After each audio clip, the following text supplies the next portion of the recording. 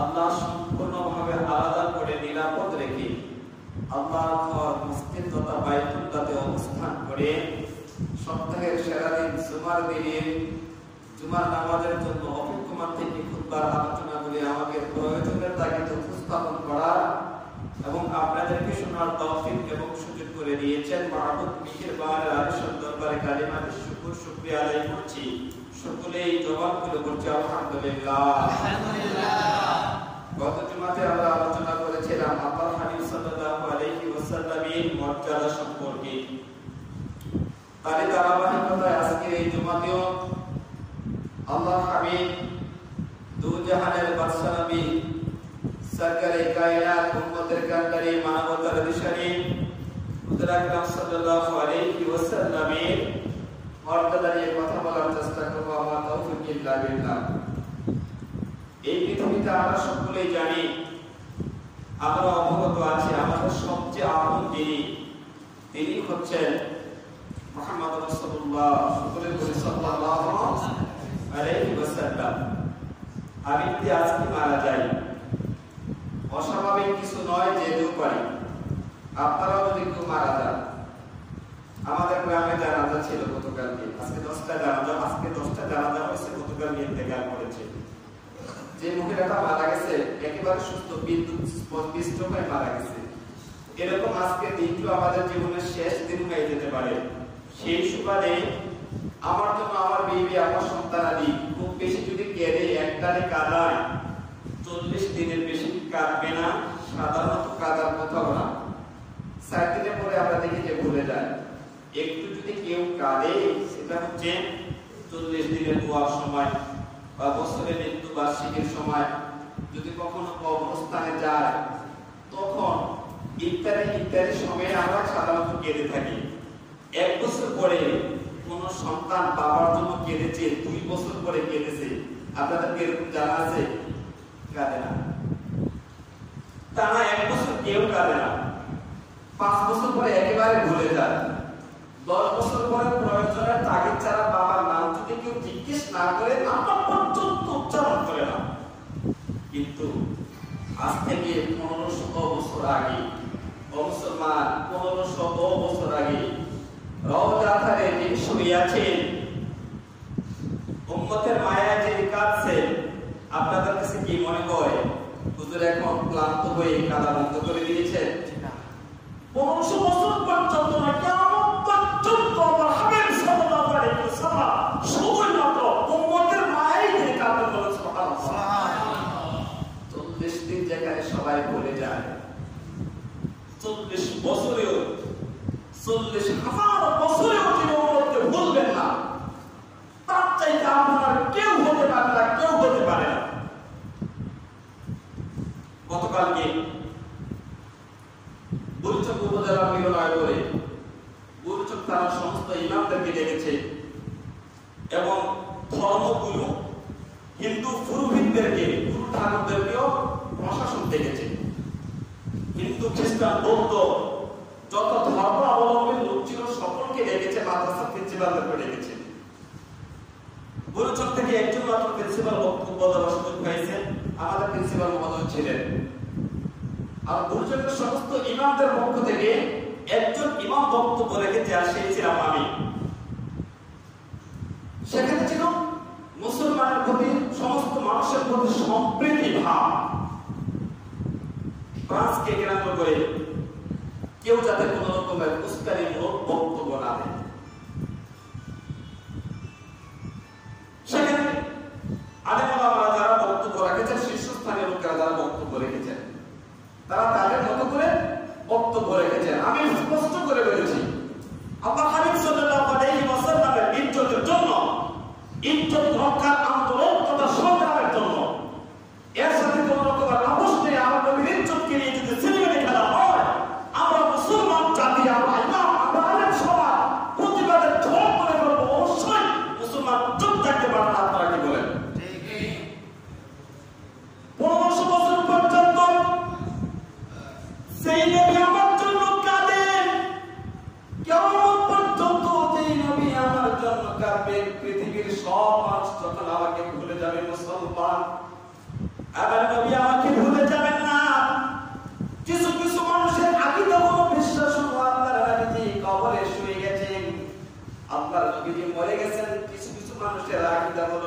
মাটির সাথে সাধারণত মিশে গেছে। আল্লাহর হাবিবের দেহ মোবারকের জন্য মাটি স্পর্শ করা হারাম হয়ে গিয়েছে। আল্লামা রাফাই রাহমাতুল্লাহি আলাইহি 40,000 মুরিদ নিয়ে ভক্ত নিয়ে হজ করার জন্য কাবার প্রান্তরে উপস্থিত হলে যতগুলো ভক্ত তারা কাবার প্রান্তরে যাওয়ার পরে রওজা ধারে গিয়েছে, 40,000 এর ভিতরে যতগুলো ভক্ত তারা রাজি রওজা ধারে ঢোকার সুযোগ হয়েছে বা তারা যতগুলো দেখেছিল, আল্লামা রাফাই রাহমাতুল্লাহি আলাইহি রওজা ধারে গিয়ে নবীকে ডেকে বললেন, আসসালামু আলাইকুম ইয়া জাদ্দি। ও আমার নানা, আল্লাহর হাবিব, আমি দূর থেকে আপনার কাছে সালাম পৌঁছাতাম। দূর থেকে সালাম পৌঁছে আমার মনের প্রশান্তি আসে না, আপনার প্রতি মহব্বতের তপ্ত হৃদয় আমার দূর থেকে দূরত পরেও শীতল পায় না। আমি 40,000 ভক্ত নিয়ে রওজা ধারে উপস্থিত হয়েছি, আল্লাহর হাবিব দুই নয়নে আপনাকে দেখতে চাই। আজকে আপনার তার হাত মোবারক উপরের দিকে উঠাইয়া আমি রাফাই সহ আমার সমস্ত ভক্তদেরকে আপনার হাতের দর্শন দিয়ে দেবেন। আপনার হাত মোবারক আমি দেখতে চাই। আল্লাহর কসম করে বলছি, ও মুসলমান, আল্লাহর হাবিবকে নবীজি বলে ডাক দেওয়ার সাথে সাথে 40,000 ভক্তরা উপস্থিত সকলেই দেখতে পেয়েছে। আব্দুল কাদের সিলানি রাহমাতুল্লাহি আলাইহি বছরে তিনিও উপস্থিত ছিলেন, তিনিও দেখতে পেয়েছে। আল্লাহ নবীকে বলছেন, রাফাই হুজুর, আপনার হাত মোবারক একবার জন্য বাড়ায় দেন, আপনার ডান হাত মোবারকে আমি চুম্বন খেয়ে আমার কলিজার তপ্ত হৃদয়কে শীতল করতে চাই। বিস্তিরা পাহাড়ের রওজা থেকে আপনার হাবিবের ডান হাত মোবারক বের করে দিলেন। সুবহানাল্লাহ। এর থেকে স্পষ্ট প্রতীয়মান হয়ে যায় আল্লাহর হাবিব রওজা ধারের ভিতরে সশরীরে জিন্দা আছে। আল্লাহর নবীজির মহব্বত মুসলমানের ইমানদার হওয়ার জন্য পূর্ব শর্ত। সমস্ত আগে ইমানের মাপকাঠি দিয়ে গেলেন তো জাহানের বাদশা নবীজি, লা ইউমিনু আহাদুকুম হাত্তা কুনা হাব্বা ইলাইহি মিন ওয়ালিদিহি ওয়া ওয়ালাদিহি ওয়ান নাসি আজমাইন। উম্মত রে, ভালোবাসা তোমার সন্তানকে। এই পৃথিবীতে আমি যত পরিশ্রম করি, আমার পরিশ্রমগুলো শুধুই মাত্র একা আমার জন্য নয়, আমার এই পরিশ্রমের ভিতরে অংশীদারিত্ব আছে আমার সন্তান, আমার এই পরিশ্রমের ভিতরে অংশীদারিত্ব আছে আমার মা, আমার বাবা, আমার ভাই বোন। তারপরে আমি আমার নিজকে ভালোবাসি, আমি আমার নিজের যত্ন নেই। আল্লাহ নবীজি বললেন, তোমার সন্তান, তোমার সন্ততি, ভাই বেরাদার, তোমার মা বাবা নিজের জীবনের চাইতে সমমান্য বেশি যদি আমি নবীকে ভালো না বাসবো, উম্মত ইমানদার দাবি করতে পারা ইমানদার দাবির সপক্ষে মিথ্যা প্রমাণিত হবে। যাদের চাইতে বেশি ভালো না বাসলে উম্মত আমার কখনো ইমানদার হতে পারবে না। সুবহানাল্লাহ।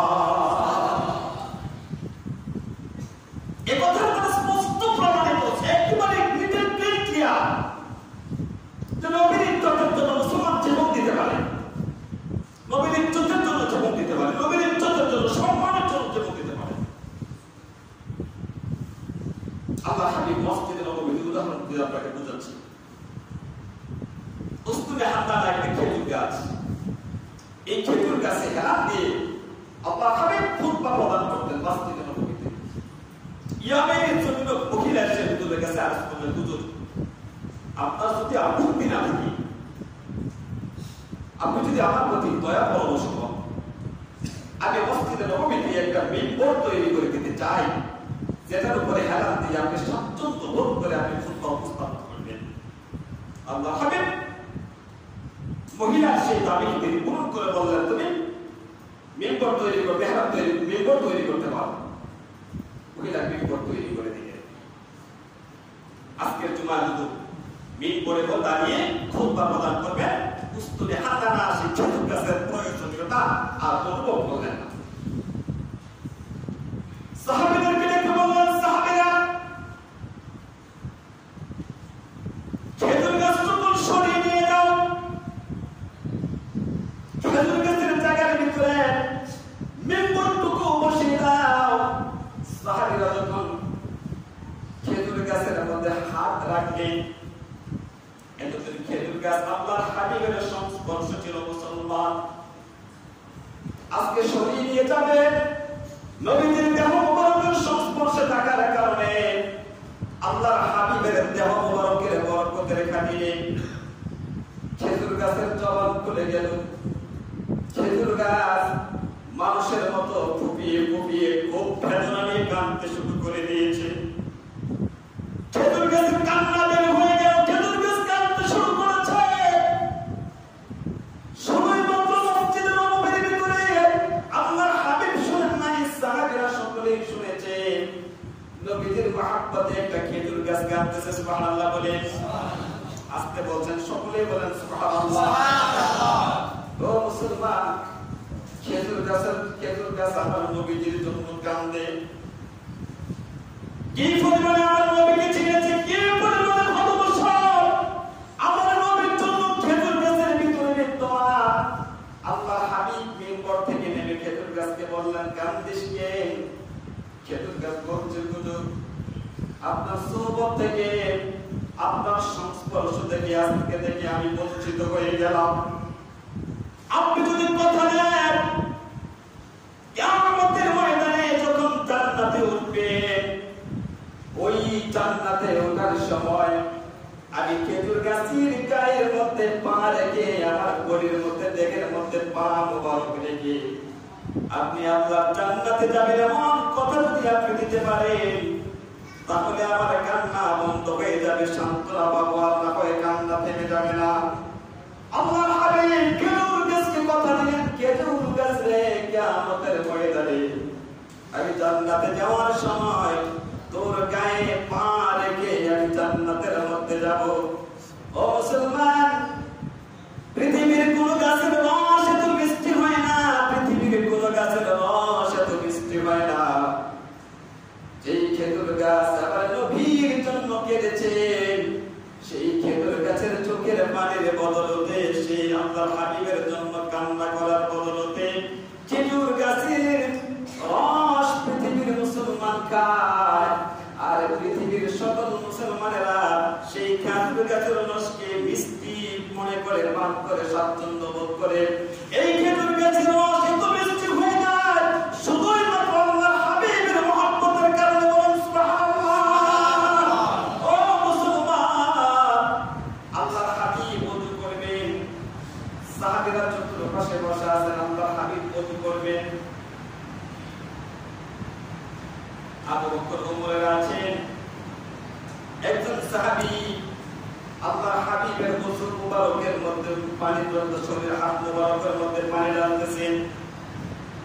উপরে থেকে নিচের দিকে পানি গড়িয়ে যাচ্ছে, পানির সাথে দেখা যাচ্ছে দূর থেকে একটা সিল, দূর থেকে দূরে একটা সিল। আল্লাহর নবীর চেহারায় আনোয়ার দেখার জন্য মহব্বতের সঙ্গে বসে আছে একটা সিল, দূর থেকে বসে আছে নবীজির চেহারায় আনোয়ার দেখার জন্য। সিল দেখেছে ওজুর পানিতে গড়িয়ে যাচ্ছে, ওজুর পানির ভিতর দিয়ে ছোট্ট একটা কালসা আমার হাবিবকে ধ্বংস করার জন্য পানি থেকে বিল বিল করে আসতেছে। সুযোগ না বলতে এই সামটাই, আর সাহাবীরা সকলে তাকিয়েছে আল্লাহর হাবিবের চেহারা আনোয়ারের দিকে, নজর করে দেখেছে সিল সাপ বিল বিল করে আসতেছে। সাপটি এসে যে মৌসা মোবারক খুলেছে, মৌসা মোবারকের ভিতরে সাপটা ঢুকে গেছে। পা ঢুকাইলে মৌসার ভিতরে উদ্দেশ্য হতে এমনটাই হতে পারে যে সাপ আমার হাবিবকে ধ্বংস। দূর থেকে এসে চিলতে নবীজির মৌসা মোবারক নিয়ে খুব দূরে উড়ে চলে গেল। সাহাবীরা হতভম্ব, চিলের বেয়াদবি দেখে ওমর রাগান্বিত হয়ে গেলেন, আবু বকর চিন্তায় পড়ে গেলেন, সাহাবীরা পেরেশান দাঁড়িয়ে গেছে। আল্লাহর হাবিবের ওযু মোবারক শেষ হয়ে গেছে। আল্লাহর নবী এক মৌজা ধান পায়ে ঢুকে, ধান পায়ে মৌজা মোবারক খুঁজে পাচ্ছেন না, খুব বেশি তাড়াতাড়ি করে সেলটি মৌজা মোবারক নিয়ে আল্লাহর নবীজির পায়ের কাছে এসে কোরআন দিয়ে সাদত পাকে তথা নরম শুনে অপরাধের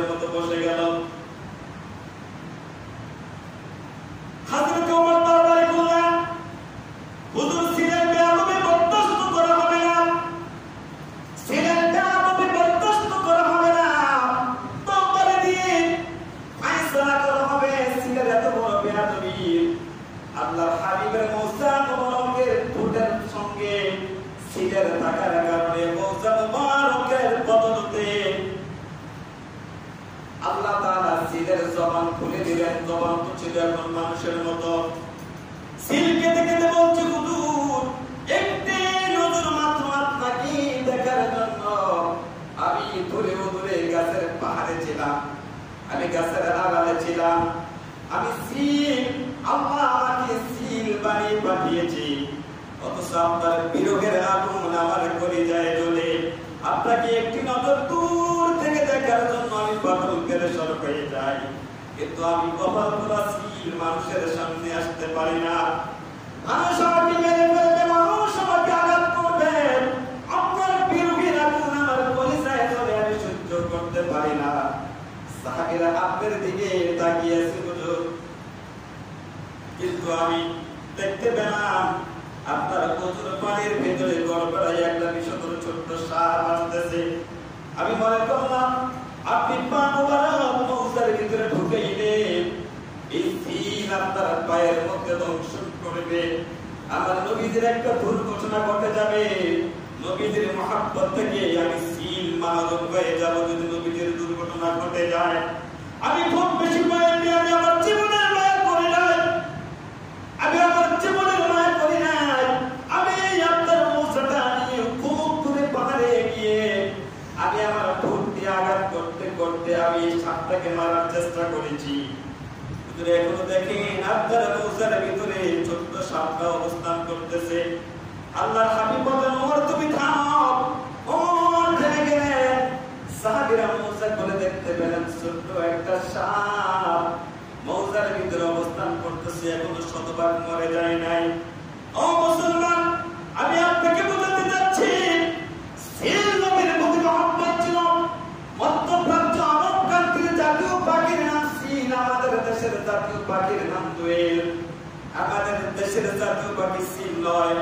এই মধ্যপ্রাচ্য আরব দেশের সিল জাতীয় পাখি হওয়ার কারণে শুধুই মাত্র কারণ হলো সিল আমার নবীর প্রতি ভালোবাসা প্রদর্শন করেছে।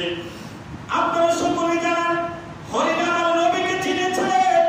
নবী যখন মায়ের পেটের উদরের ভিতরে দুনিয়াতে ত্রাসে বানান নাই, আকাশের পাখিগুলো আমার নবীর মা আমেনার মাথার উপরে দিয়ে উড়ে যায় নাই। পাখিরা আমার নবীর প্রতি ভালোবাসা প্রদর্শন করেছে, সিল ভালোবাসা প্রদর্শন করেছে। তার সাথে ভিতরে হাদিস সাহেবরা যে পর্বতের ভিতরে ওঠেন, যেখানে আবু বকরকে সাপ দংশন করেছে, দংশনের পিছনে শুধুই মাত্র মূল কারণ ছিল সাপ আমার নবীকে দেখতে চেয়েছিল। আবু বকর বাহন করেছে, গর্তগুলা চিত্রগুলা বন্ধ করে দিয়েছে। নবীকে দেখতে না পেরে সাপ বাধ্য হয়ে আবু বকরকে ধ্বংস করেছে। সাপের পরিসরের ভিতরে আবার নবীজির মহব্বত বিদ্যমান ছিল। বলেন সুবহানাল্লাহ। মাছের ভিতরে আমার নবীজির মহব্বত বিদ্যমান ছিল। মুসলমান, আমি কত জমাতে আপনাদেরকে বারবার বোঝানোর চেষ্টা করেছি, আল্লাহ রাব্বুল আলামিন যখন আমাদেরকে দুনিয়া থেকে নিয়ে যাবে, কবরের ভিতরে যখন শোয়ানো হবে, শুধুই মাত্র বলা হবে বিসমিল্লাহি ওয়া আলা মিল্লাতি রাসূলিল্লাহ, শুধুই মাত্র রাসূলুল্লাহ বলা হবে। আর সেই মুহাম্মদ রাসূলুল্লাহর কতটুকু সুন্নাত আমার ভিতরে বিদ্যমান, এই পৃথিবীর সব সৃষ্টি জগতের সকল কিছু আমার নবীকে চিনেছে। অভাবপুরা জাতি আমরা মুসলমান, মসজিদের ভিতরে আমাদের ঈমানটা একটু নরম থাকে, জানাজার মাঠে নরম থাকে, কিছু নরম থাকে মাহফিলের ভেতরে। আর তবে আমরা মুসলমান এমন হয়ে যায়, বাকি আমাদের 24 ঘন্টার ভিতরে 5-23 ঘন্টার ভিতরে আমরা নবীর সুন্নতের কথা ভুলে যাই, নবীর মহব্বতের কথা ভুলে যাই, নবীর তরিকার কথা ভুলে যাই। মাথায় টুপি নাই, মুখে দাড়ি নাই, গায়ে সুন্নতি আওয়াজ নাই, ওযুর সময় মেসওয়াক নাই, ইস্তেনজার সময় টিস্যু নাই, খাবারের সময় দস্তরখান নাই, মিনিটের অথবা মাপকাঠি যখন লেনদেন চাল চলার সময় নবীর কোনো তরিকা নাই। আর পড়ার সময় বলা হয় বিসমিল্লাহি ওয়া আলা মিল্লাতি রাসূলিল্লাহ। নবীর উম্মতেরা আল্লাহর হাবিব সাল্লাল্লাহু আলাইহি ওয়াসাল্লাম সাহাবীদেরকে ডেকে বললেন, সাহাবীরা আমাকে ভালোবাসা ঈমানের মাপকাঠি কে আছো জানার চাইতে আমি নবীকে বেশি ভালোবাসবা। দাঁড়িয়ে গেলেন হযরত ওমর। ওমর দাঁড়িয়ে বলছেন, লা আনতা দুনিয়া মিন কুল্লি শাই, নবীজি এই পৃথিবীর সব কিছুর চাইতে আমি ওমর আপনাকে বেশি ভালোবাসি। ইল্লা মিন নাফসি, কিন্তু আমার জীবনের চাইতে বেশি নয়। আল্লাহ হাবিব বলেন ইয়া ওমর, ওয়াল্লাযী নাফসি বিয়াদি, ওমর ওই আল্লাহর কসম করে বলছি ওমর, ওই মাবুদ মিহিরবানের কসম করে বলছি, নবীজি পাহাড়ের কসম কেন নাই, সন্তানের কসম কেন নাই, আপনার নবীজি আল্লাহর কসম করে বললেন, আল্লাহর কসম করে বললেন, আল্লাহর নামে শপথ করে বললেন, ইমানদার হতে পারবে না, ইমানদার হওয়া যাবে না হাত্তা আকুনা হাব্বা ইলাইয়া মিন নাফসিকা, সম্পদের চাইতে নয়, পৃথিবীর সব কিছুর চাইতে নয়, যতক্ষণ পর্যন্ত নিজের জীবনের চাইতে আল্লাহর হাবিবকে আমি নবীজিকে মহব্বত বেশি না করবার ওমর, ততক্ষণ পর্যন্ত তুমি ওমর ইমানদার হতে পারবে না। সুবহানাল্লাহ। ও মুসলমান, উদ্দেশ্য হলো শুধুই মাত্র এই, সব ধর্মের পুরোহিতদেরকে, সব ধর্মের গুরু ঠাকুরদেরকে যদি গালি দেওয়া হয়, তাদের প্রতিবাদের ঝড় উঠে যায়, নিষ্কলঙ্ক নিষ্পাপ মাসুম নবী আমার নবীজি গুনাহ করা তো তার দূরের কথা, ৬৩ বছরের জিন্দেগিতে একবার নবীজি গুনার কল্পনাটাও আমার নবীজির যা কল্পনাতে আনেন নাই, বলেন সুবহানাল্লাহ। মাসের নবী, কাছের নবী, আকুল কায়নাতের নবী, গুনাহের কথা একবারের জন্য নবীজি চিন্তা করেন নাই। আবার নবীজি গতকালকে বক্তৃতাতে আলোচনাতে আমি ইমাম সমিতির ইমামদের পক্ষ থেকে আলোচনা শুনতে বলেছি, প্রশাসনের সব লোকেরা ছিল, পুলিশ প্রশাসনের লোকেরা ছিল, ইলেকট্রনিক্স মিডিয়া, সোশ্যাল মিডিয়ার শত সাংবাদিক ছিল, বিশাল জনসভা আমি বলেছি। ইউএন মহোদয় সভাপতি ছিলেন, যে সভাপতি মহোদয় আমার নবীজি উম্মতের মায়া ৬৩ বছর কেটেছেন, কিয়ামত পর্যন্ত কাঁদবে। সব ওলামায়ে, অন্যান্য ওলামায়ে কেরাম বক্তব্যের মধ্যে তারা যা বুঝিয়েছেন সাধারণত, যে আমরা আন্দোলন করবো না, আর জমিনের মধ্যে দাঙ্গা হাঙ্গামা করা যাবে না। আমি আমার বক্তৃতা বলেছি স্পষ্ট করে, ইউএন মহোদয় আইন শৃঙ্খলা রক্ষাকারী বাহিনীর সদস্যবৃন্দ আপনারা শুনে নেন, ইলেকট্রনিক্স ও সোশ্যাল মিডিয়া সাংবাদিকবৃন্দ আপনারাও শুনে নেন। আজকে তো কিছুদিন আগে গেল যে হিন্দুদের দুর্গা পূজা, আমি জুমার খুতবায় আপনাদেরকে বলেছি, আমি হুজুরের ইমামদেরকে ফোন করে বলেছি, ময়নামতি ইউনিয়ন পরিষদের ইমামদের একজন প্রতিনিধি হিসেবে সকলকে বলেছি যে হিন্দুদের সবচেয়ে ধর্মীয় অনুষ্ঠান দুর্গা পূজায় কোনো মুসলমান আঘাত করতে পারবে না, তো বটেই বিজ্ঞতা পর্যন্ত মুসলমান সৃষ্টি করতে পারবে না। সনাতন ধর্মাবলম্বী তাদের সেই দুর্গা পূজার মুসলমান নিরাপত্তা দেবে, কিন্তু কোন রকমের বিশৃঙ্খলা সৃষ্টি করবে না। তাহার ফলশ্রুতিতে গোটা পরিসুন্দর কুমিল্লা জেলায় হিন্দুদের দুর্গা পূজায় একটা মুসলমান উশৃঙ্খলতা করে না এবং কোন রকমের উস্কানি দেয় নাই, কোন রকমের অসৌজন্যমূলক আচরণ করে নাই। এটা যেরকম চিরন্তন সত্য, এটাও চিরন্তন সত্য। আমার নবীকে যারা গালি দিয়েছে, আমরা দাঙ্গা হাঙ্গামা করবো না, আমরা মানুষের জান মালের ক্ষতি করবো না, আমরা রাস্তা অবরোধ করে গাড়ির চাকা বন্ধ করে দেবো না, এটা সত্য। কিন্তু ইউনিভার্সাল চিরন্তন সত্য সে কথাই হচ্ছে যে আমার নবীকে গালি দেবে, আমরা নীরব দর্শকের ভূমিকা পালন করে আমরা ঘরের ভিতরে বসে থাকবো না। নিয়মতান্ত্রিক অনুযায়ী আমার নবীজি নিত্যতার জন্য মানুষের জান মাল ইজ্জতের হেফাজত করে রক্ষা করে অবশ্যই মুসলমান আন্দোলন চালিয়ে যাবে, ঠিক কিনা বলেন? এটাই সবচেয়ে বড় সত্য কথা। আমার নবী আমার জান, একথার সাথে আপোষ নয়। আমি কেন প্রতিবাদ করবো না? হ্যাঁ, আমি হুজুরকে কান দেবো না, কারো গায়ের উপর আঘাত করবো না, জানমালের ক্ষতি করবো না। আজকে গোটা পৃথিবীতে যখন ফ্রান্স বিরোধী অগ্নি মানুষ আগুনের মতো জ্বলে উঠেছে, মুসলমানের কলিজা যখন দম করে আগুন জ্বলেছে, ফ্রান্সের প্রেসিডেন্ট প্রথম বলেছিল মুসলমান মৌলবাদের কাছে ফ্রান্স সরকার মাথা নত করবে না। রাজনীতি হয়তো জানে না, নবীর দুশমন হয়তো জানে না, নবীর লক্ষ কোটি কোটি মুসলমান আছে, নবীর ইজ্জতের জন্য গর্দানকে খুলে দেবে, ঠিক কিনা বলেন? যার ফলশ্রুতিতে বর্তমানে ফ্রান্সের প্রেসিডেন্ট মসজিদের ভিতরে মেট্রো সম্ভবত নাফাকি নামটা উচ্চারণ করতে চাই না, নাফাকি নামটা সময় উচ্চারণ করতে চাই না, তার সুর নরম করে বলেছি যে মুসলমানদের সবচাইতে প্রিয় মানুষের প্রিয় নবীর ব্যঙ্গচিত্র করার কারণে তাদের মনে যে আঘাত হয়েছে সে আঘাতটা আমি উপলব্ধি করতে পেরেছি। অর্থাৎ অল্প দৌড়ে বিদায় গাছে ওঠে না, মুসলমানের প্রতিবাদের মুখে তার সুরকে নরম করতে বাধ্য হয়েছে। এটাই চিরন্তন সত্য। আমরা আমাদের ধর্মের সংখ্যালঘুদেরকে আমরা নিরাপত্তা দিতে জানি, আমরা নিরাপত্তা দিতে জানি। আমরা মসজিদে মসজিদে যৌতুক বিরোধী কথা বলি, আমরা মসজিদে মসজিদে জুমার লোকরা মাদকের বিরুদ্ধে কথা বলি, আমরা বাল্য বিবাহের বিরুদ্ধে কথা বলি, আমরা জঙ্গিবাদের বিরুদ্ধে কথা বলি, আমরা সন্ত্রাসের বিরুদ্ধে অবশ্যই কথা বলি, আমরা শান্তি শৃঙ্খলা বজায় থাকার জন্য আমরা জুমার খুতবায়, আমি প্রতিটি খুতবায় একটু 2-4 মিনিট হলেও আমি বলে থাকি। কিন্তু আমার নবীর ইজ্জতের জন্য আমি নীরব থাকবো না, আমাকে অবশ্যই প্রতিবাদের মতো জ্বলে উঠতে হবে। সেই প্রান্ত নাস্তিককে জানিয়ে দিতে হবে যে আমার নবীর ইজ্জতের জন্য আমরা শুধু ময়দানে নয়, আমরা মুসলমান, শুধু বাংলাদেশের মুসলমান নয়, আমরা জীবনও দিতে জানি। আমি গতকালকে ইউরো মহোদয়কে বলেছি, ইউরো মহোদয় আপনার মাধ্যমে বাংলাদেশের মমতাময়ী প্রধানমন্ত্রী শেখ হাসিনাকে আপনি জানিয়ে দেন যে বাংলাদেশের মুসলমান নবীর ইজ্জতের জন্য জীবন দিতে পারে। আপনি মাননীয় প্রধানমন্ত্রী মহোদয়ের কাছে এই বার্তা পৌঁছে দিন যে মাননীয় প্রধানমন্ত্রী মহোদয়, এই বাংলাদেশ হচ্ছে গোটা পৃথিবীর তৃতীয় বৃহত্তম মুসলিম রাষ্ট্র। এই বাংলাদেশ হচ্ছে শাহজাহানের বাংলাদেশ, এটা খান জাহানের বাংলাদেশ, ইখতিয়ারউদ্দিন মোহাম্মদ বীর বক্তিয়ার খলজির বাংলাদেশ, এটা বারো আউলিয়া কেরামের বাংলাদেশ, এটা জগফুরিদের বাংলাদেশ, এটা ফুলফুলেদের বাংলাদেশ, এটা আড়াইবাড়ির বাংলাদেশ, এটা দান্তির বাংলাদেশ। আউলিয়া কেরামের এই বাংলাদেশের নবীর দুশ্মনে টাইম হবে না। আজকে বাংলাদেশের সরকার বলেছে মদিনার সনদে রাষ্ট্র পরিচালনা করবে। যে দেশ মদিনার সনদে রাষ্ট্র পরিচালনা হচ্ছে যদি করতে পারেন, ও মাননীয় প্রধানমন্ত্রী মহোদয়, আপনি জাতীয়ভাবে দিনটা জ্ঞাপন করো যে ফ্রান্সের সমস্ত পণ্যকে আমরা বয়কট করছি এবং ফ্রান্সের সেই তারা এদের ব্যঙ্গচিত্র আমার নবীর নামে কাজল করে ব্যঙ্গচিত্র প্রদর্শন করেছে।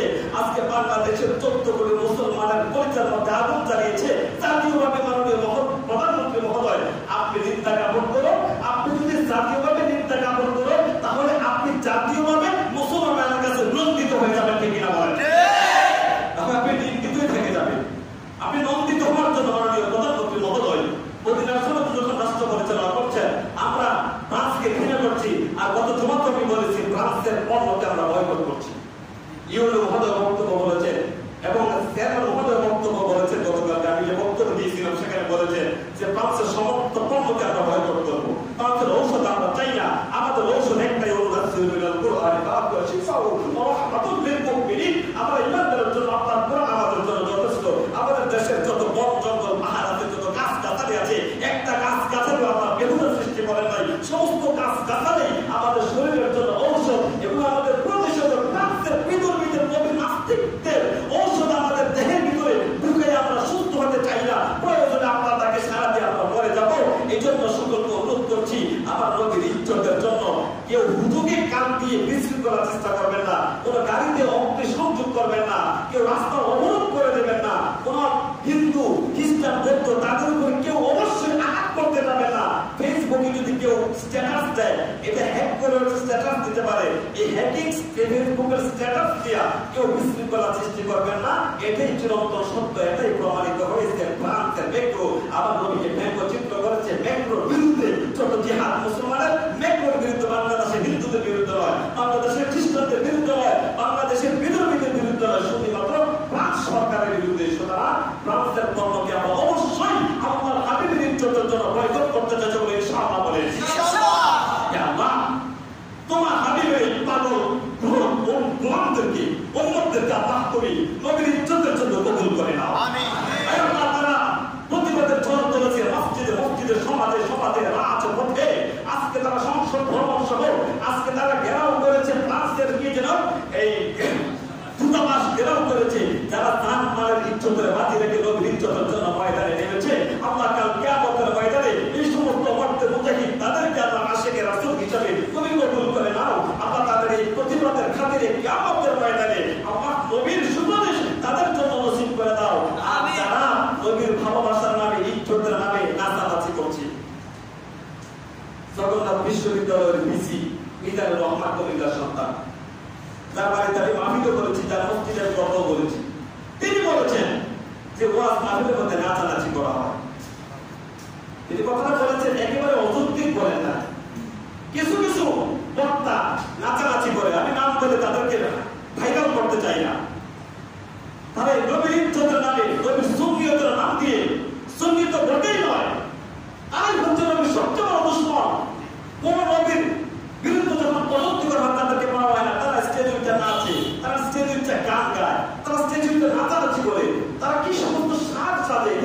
বক্তা নাকি পুরুষ নাকি মহিলা বোঝাই যায় না, এরকম ভ্যাস তারা নেই। এজন্য মিজান রহমান বিসি বলেছে যে বক্তারা ওয়াজ করে শুধুই মাত্র ওই সমস্ত বক্তাদের কলঙ্ক, আলেম নামের কলঙ্কদের জন্য আজকে ওয়াজ মাহফিল পর্যন্ত কলঙ্কিত হচ্ছে। আমি আপনাদের দৃষ্টি আকর্ষণ করে বলতে চাই, রবিউল আউয়ালের মাস, নবীর মহাব্বত দিয়ে কবরে যান, নবীর মহাব্বত দিয়ে কবরে যান, নবীর সুন্নাত দাঁড়িয়ে কবরে যান। বিসমিল্লাহি ওয়া আলা মিল্লাতি রাসূলিল্লাহ সার্থকতা তখন থাকবে যখন আমার পরিচয়ের ভিতরে নবীর ইজ্জত বিদ্যমান থাকবে। আল্লাহ